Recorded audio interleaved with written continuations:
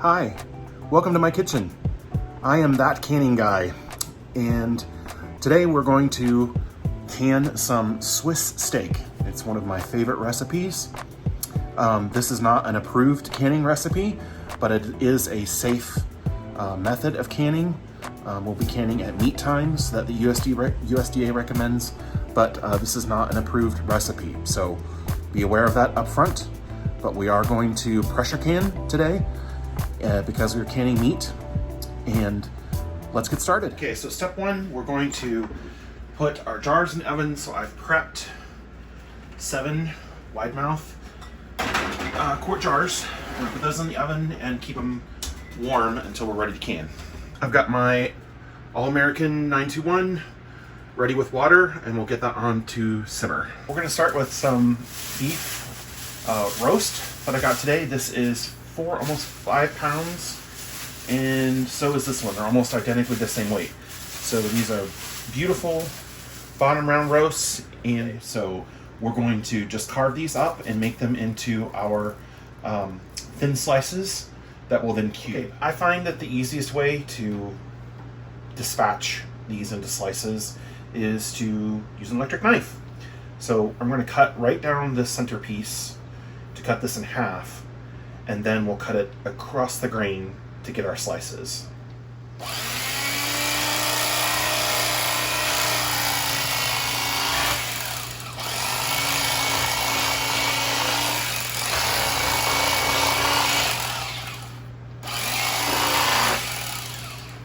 Okay, now we need to remove this chunk of fat on the back. This comes off easily enough. You start here at one end and just kind of get in underneath that, come out the other side. There we go. And then you can kind of just peel it back as you slice.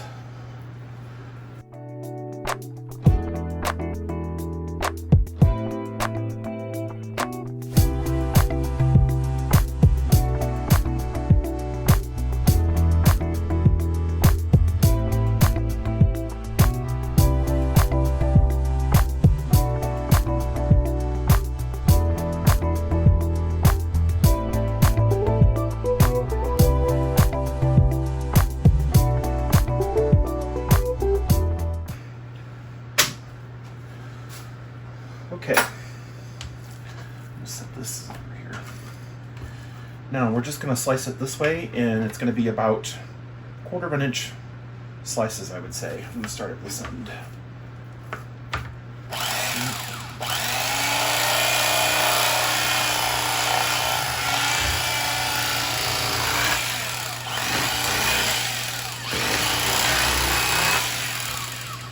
And that's what you end up with. And then we'll come back and cube that in a minute. I'm going to flip this over and start this end, I think. A little bit thicker.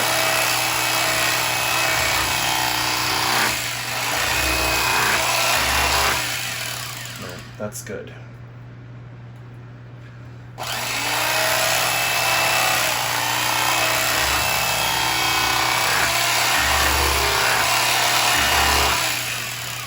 And this really lets the knife really does the work.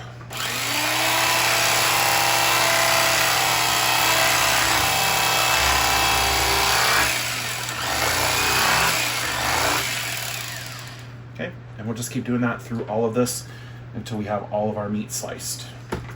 Okay, now comes the fun part. We have all of our meat is sliced into little thicker 1/4 inch pieces. And we're going to take them and line them up on the cutting board, and then we're going to put a little bit of flour and some house seasoning. This is salt, pepper, garlic powder, and onion powder together, and it's yummy. So then that's where we'll start. So we're going to line these up across the board.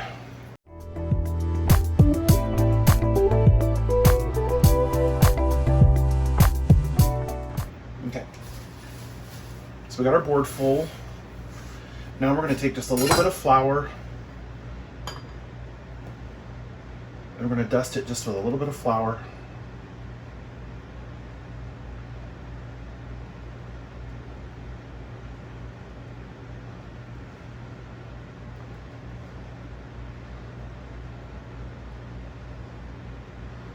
like that. And then we're going to season them well.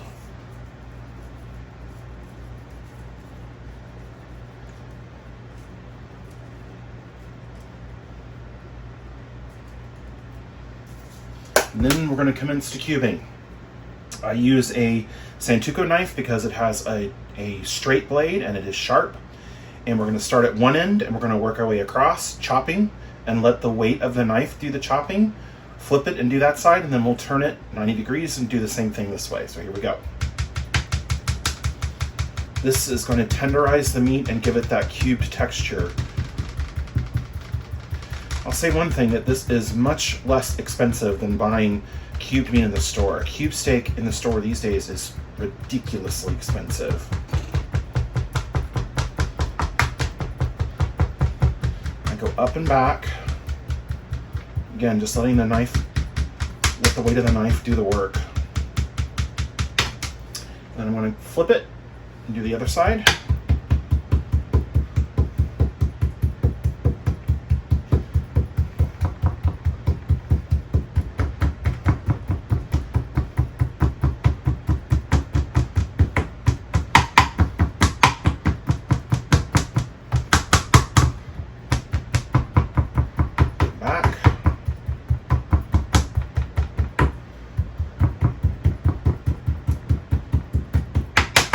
Now, we're going to flip it 90 degrees and do it this way. And this gives you your crosshatch and breaks up that tough meat because we've sliced it cross grain, so it's going to be super tough. And this is essentially what they do in the store. They just run it through a machine that does the same thing. Okay, flip it this way, around, do the same thing.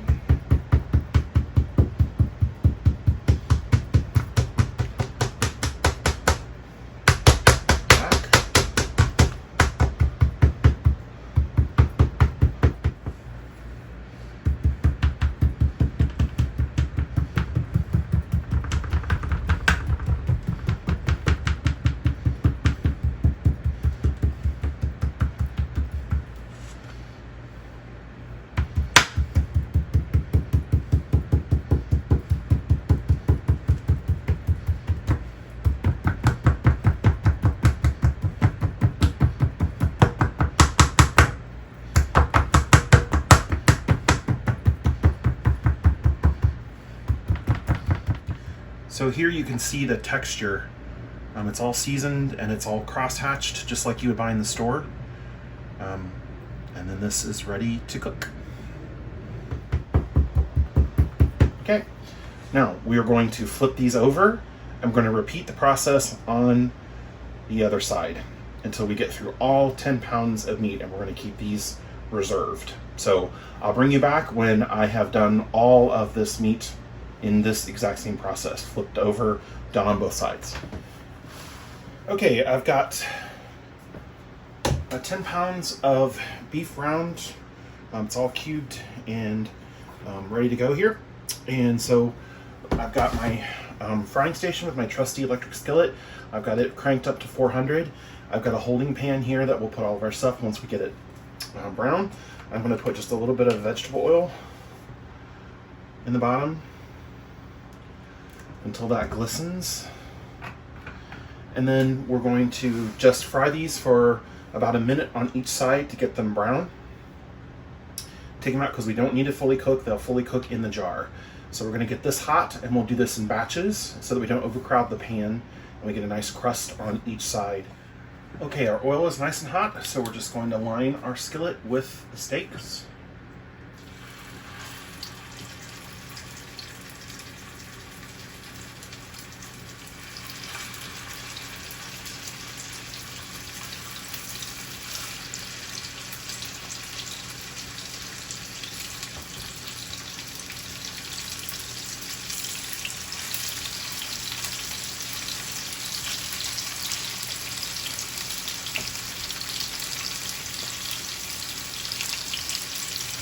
That's enough. We're going to give it right at a minute on each side. That's been about a minute. Let's flip them over. And that's what we want. You can see that nice brown.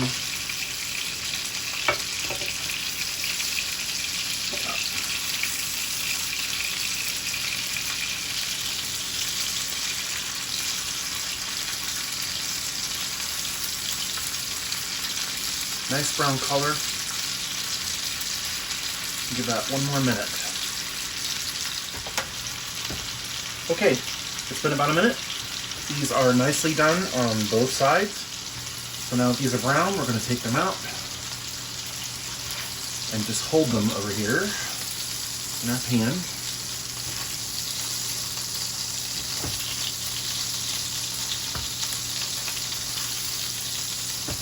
We're going to do that for all of them. So I'll bring you back when all of our steaks are browned. Okay, we're taking up our final batch of steak here.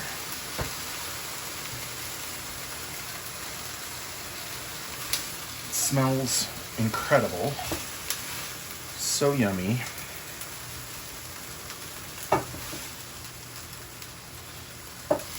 Now, we got some of these yummy brown bits on the bottom. So I'm going to take my plastic whisk and we're going to put in about 2/3 a cup of red wine. And we're going to go glaze that real nice and get all those bits up out of there.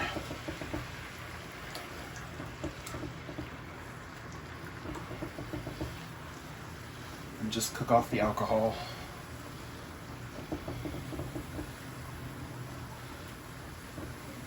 And we're going to turn off the skillet. We're going to use that here in a minute. The step that we have to do is make our gravy. So I have 3 quarts of water here on my stove. I'm going to turn that on to high heat. And I'm using beef base and water, or you could just use beef stock. So this is the appropriate amount of beef base to make 3 quarts of stock. Like that. Put that in there. And then we use something called clear gel. I'm going to stir that up and get it rolling here. Just kind of get that dissolved a little bit. There we go.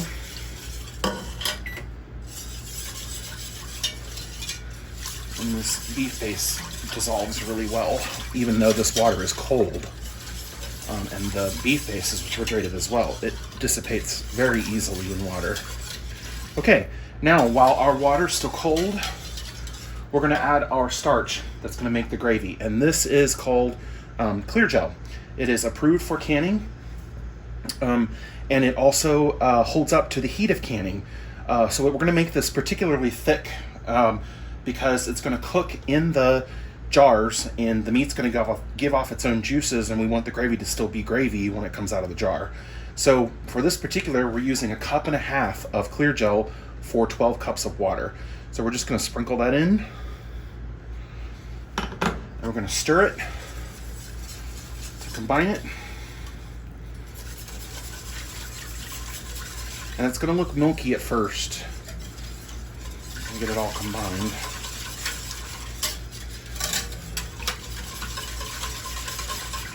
There we go. Now, we have to watch this carefully and stir it almost constantly, because this will thicken extremely quickly right before the boil. We don't want it to stick to the bottom of the pan. So if you keep stirring that, I'll come back to you when this is almost to a boil. At this point, I forgot we're going to add our the red wine with the bits in it from the skillet, and we'll just go ahead and pour that in.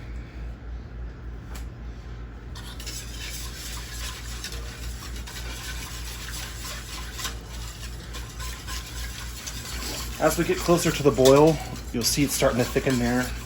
As we get closer to the boil, it will actually turn clear again, and it will lose at least clearer. And you'll see how glossy it is there. It's starting to thicken now, and it's going to come together real quick. I'm going to turn our heat down. There it goes. We want to bring it just to the boil,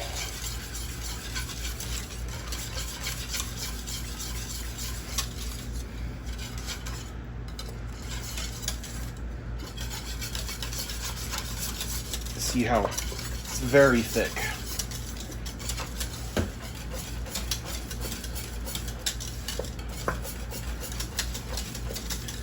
There, it's starting to turn clear, nice and brown.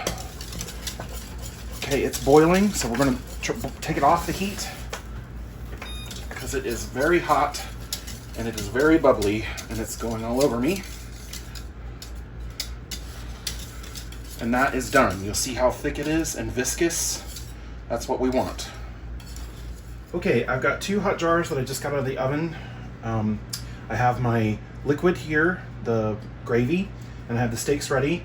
I've got my station ready for paper towel here, clean paper towel and vinegar to wipe the lids. I've got my lids and my bands are in the back here, and those are ready. And I have my debubbling tool to debubble. Okay, we're gonna start by putting just a little bit of our gravy down on the bottom of the jar. Now again, this is really thick. This is what we want. Okay. All right. Now we just need to get the steak in there. And you have to be careful because the jar is hot. So these bigger pieces we need to put in first. And then we kind of use the littler ones to fill in the holes. Now, with that much in a jar, I'm going to put some more of the gravy in. And let that run down in there and seep into the holes.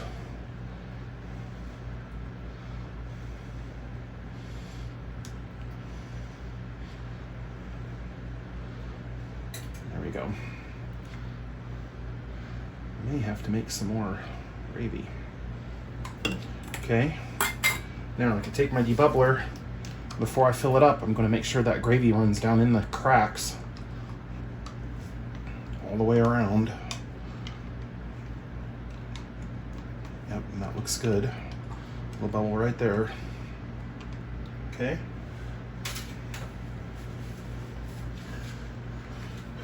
And we can put some more steak.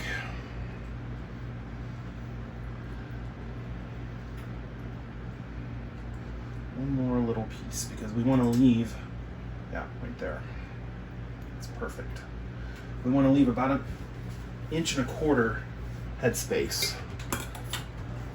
So fill that up with gravy to 1.25 inches, and we'll debubble again. That's about right, actually.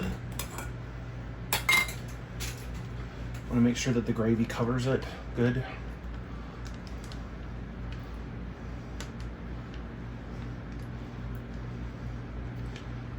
Okay, that jar is ready.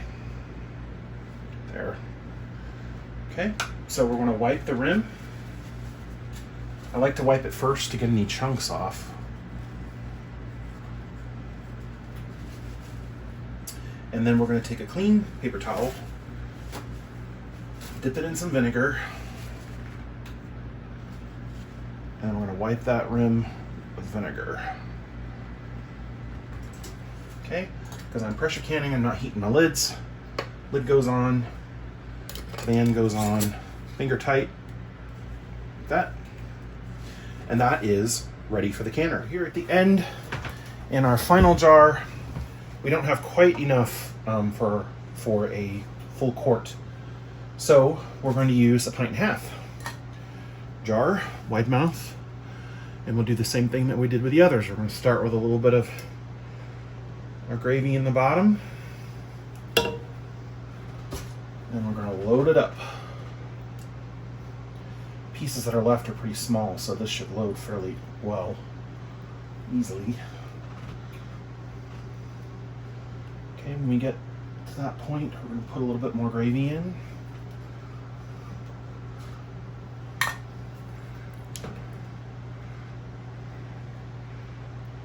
And then we'll pack it in.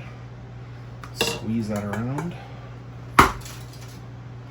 That so that gets all down, squished down around the meat and get all the air pockets out, like that. Perfect. All right. And in goes the rest. This should be just about perfect.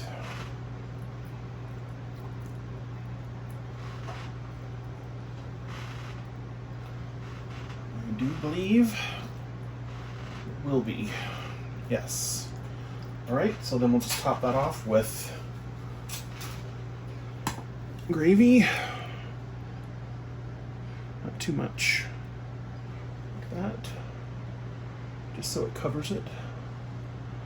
Leave our headspace there. Debubble it one more time just to make sure, good measure. There we go. And of course I slapped some on the rim, so I'm going to wipe that first.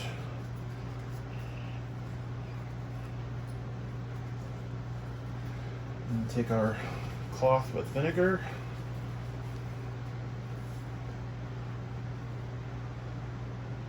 Wipe that. Okay. Got our lid and our ring. Yep. Tight. Okay, so all of our jars are in the canner waiting. We're going to put our last half pint in like that. And that leaves us with a beautiful full canner. You can get down in there and see. Okay. Now we're going to take the vinegar that we had, that we used for our lids. Just pour that in. The water is at the level it should be for the canner. So now we're going to put the lid on it and get it ready. All right. So now we should be ready to go. We're going to, let me pull you back here. We're going to crank this up to high, and we're going to wait till until we start to see steam come out of our petcock. Okay, we are venting steam, and so we've set our timer for 10 minutes. Okay, we have been venting for 10 minutes or thereabouts. My timer's going to go off here in just a second. So we're going to put our 10-pound weight on, and we're going to wait for that to come up to 10 pounds of pressure and a slow jiggle. Okay, we are up to pressure and we should hear a jiggle here. There it goes. Now we're going to turn the burner down to about half at first so that we get this to 1 or 2 jiggles to 3 per minute. Since we're at pressure now, I'm going to go ahead and set my timer for 90 minutes. Looks like it's cooled off. We're just going to take that off and make sure there's nothing left in there. Now we need to wait a couple minutes just for that to equalize. Open it away. Let's see. Looks good.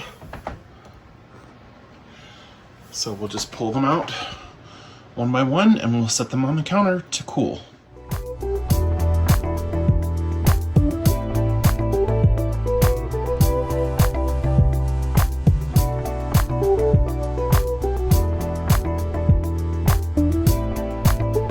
Here's the final product.